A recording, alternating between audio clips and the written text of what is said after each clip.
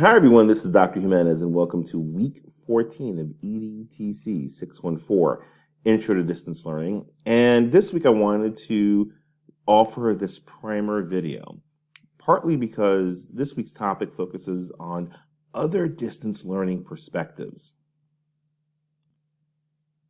More importantly, these other perspectives are just other forms of distance learning that you may or may not have heard of.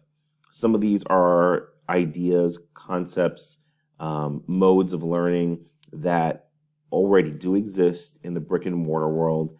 And what I wanted to do was just give you a bit of a primer on all of them, very cursory level, high level understanding, so that you can decide which ones you want to go deeper on when you choose your own article this week from the list of articles provided, which will focus on all these varying topics. So with that, let's start with M-learning. Now, M-learning in its most basic and simple form, there we go, M-learning in its most basic and simple form is mobile learning.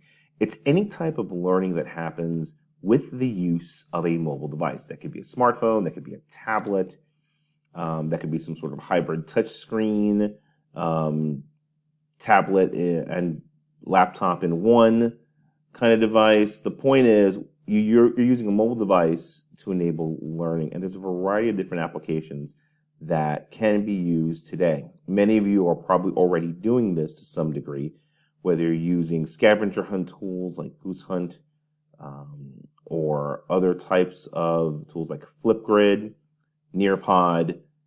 Anytime you use any mobile device for a lesson, a video, a game, some sort of activity that your learners are going to engage with, or engage in, I should say, in terms of your lesson, you are engaging in what is called mobile learning / M-learning.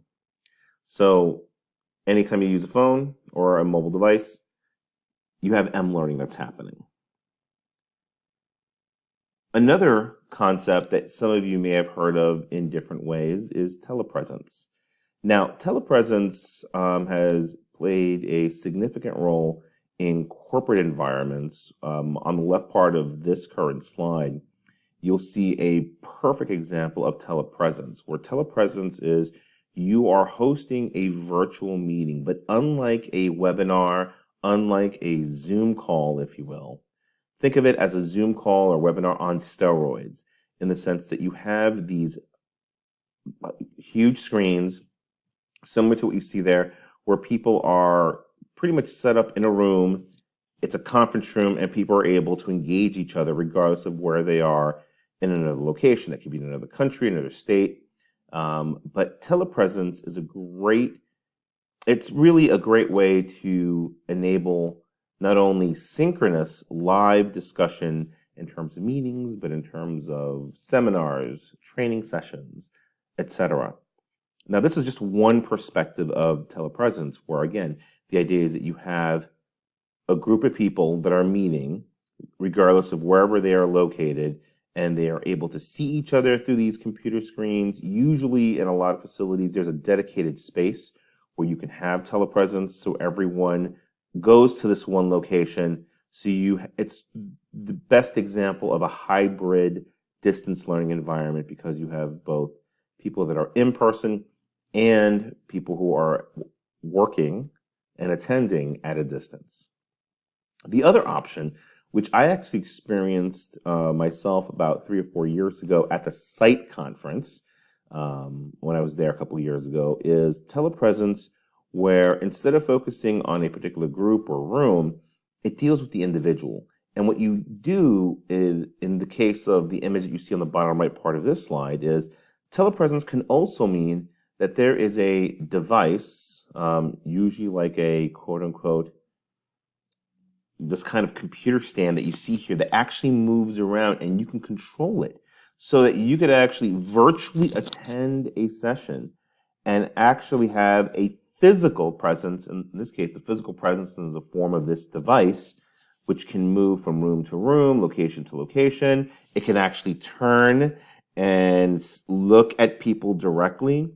It's controlled through a series of controls and cameras on the other end. But it's a great way, for example, if the research really focuses on how can you use this for students who are either they're going to be sick or they're going to be out for a long period of time due to illness or other factors, and how can they still have a presence in the classroom and engage with other students in an active way. So telepresence is being looked at this level as well, and it's an interesting prospect when it comes to the different ways that we can make our presences known in online environments. In addition to telepresence and M-learning, one of the other articles will focus on what we call augmented reality. Now, some of you may see the words augmented reality, virtual reality, mixed reality, all mixed in together, and they are different. So what I decided to do was to kind of briefly explain the difference between augmented reality, virtual, and mixed. And this first slide talks about augmented reality. This example that you see on this slide is probably one of the most recent and yet one of the most, I would say, relevant examples of augmented reality. Augmented reality allows you to add live digital elements to a device, such as a smartphone, through your camera, where, for example, I can point to an area in the room and I could see an object, I can see a quote-unquote avatar, or some sort of item that's part of this new reality. And augmented realities are really there to provide guidance, helps, or another way. And it's just another way of enhancing the learning experience, if you will. Pokemon Go is a great example where people would just lift their phones, look into their phones, and just see the little Pokemon that were all over the place, and that they then had to chase. Again, if you weren't involved in this event, if you weren't using your phone to see the augmented reality, you were not included. So this is something that, is being used in the real world, and you're using this device to enhance, hence the augmented part of, you're augmenting the reality around you by being able to see these other things that others cannot.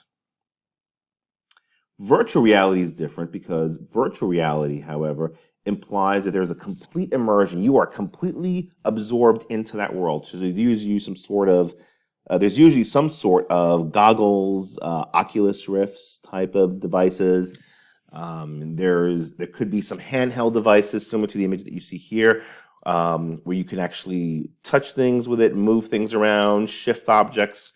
And virtual reality is a more immersive experience. You see this with tools such as Google Cardboard, Oculus Rift, HTC Vive, just to name a few.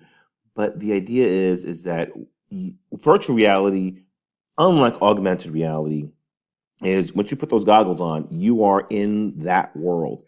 The real world around you stops, quote unquote, ceases to exist from your periphery, and you're focused on what you are able to encounter in this virtual environment. Now, mixed reality is when you take both elements of augmented reality and virtual reality and combine them together. And in this case, what we're able to do by combining these two areas or these two elements together is that you're able to create a real world type environment where people can interact with other people, with objects. The Microsoft HoloLens is a great example of some of the, I would say, examples that are out there when it comes to mixed reality, where you have people that can see, maybe they're on the planet Mars and they're able to take a piece of Martian rock and spin it in a 360-degree way to actually analyze it. Or maybe you're able to immerse yourself in a volcano and finding ways, how can you prevent this volcano from exploding? Just to name a few. But the point is, mixed reality takes the best elements of AR and VR and combines them together.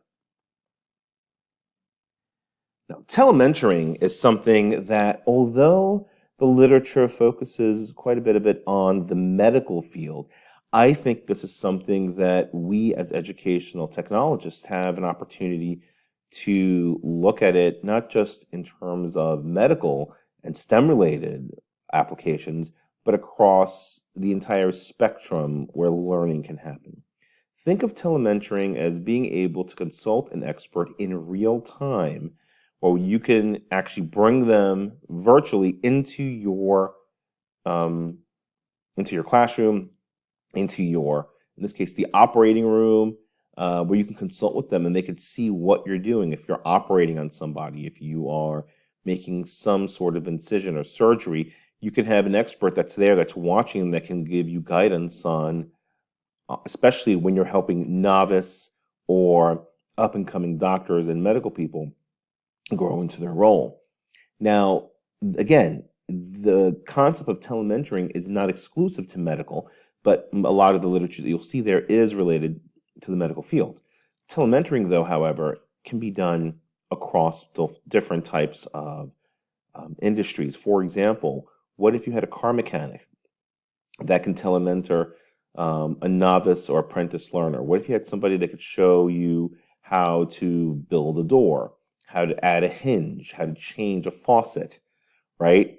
And you can get that expert connecting with you. What if you can get in more academic terms, um, a literary expert to share their thoughts on the writing process with your students or with other colleagues? Maybe teachers from other schools sharing best practices in a live way with others. The point is, telementoring is another means of, again, engaging students at a distance, but in doing so, it's really focused on how does this mentoring relationship form through the use of technology um, between these two individuals or groups of individuals. One other term that will come up in the literature, although it comes up a lot in corporate and business, it is something that we're seeing in multiple industries as well, and that is the concept of microlearning. Now, microlearning in its most simplest and basic form is, in essence, it's e-learning. It's just someone took an e-learning module that, let's say, was about 20, 40, 60 minutes long and decided to chunk it out into smaller bits. And microlearning, what it does is it gives you the ability to take very basic concepts and segment them into small little e-learning or video chunks that people can then take what they need quickly and jump off and go perform an action. For example, let's say you were showing somebody how do you upload a document into Google Classroom. And what if I didn't need to know anything else? I just wanted that one little topic. You can create a micro learning session that's about roughly 1 to 2 minutes long, for example. Again, this is just all as an example, but 1 to 2 minute example where you show the person how you can upload a document in Google Classroom. And that's it. That's all it does, right? Then you can have another micro learning session on how to retrieve articles or how to search for articles or how to navigate and add different things. The point is, microlearning is about taking all these different ideas and concepts and being able to chunk them out into smaller little bits. Excuse me. Microlearning, though, has become very popular in corporate business settings where there's so much information that needs to be shared and people need to get access to it quickly, but they don't want to have to sift through hours of content or sometimes even 30 minutes of content. They just want to get that one little 1 minute chunk that they need. And microlearning enables you to do that. So it's a popular concept that could have applications as well in K through 12. So this should give you a prime, very cursory level understanding of the articles that are available to you this week. And what I want you to do is to then choose the articles that are most relevant to you in our discussion boards. And I look forward to hearing more about your discussions. But hopefully this gave you a taste of what's to come and some of the discussions we'll be having this week. Thanks again, everyone. Enjoy the rest of your week.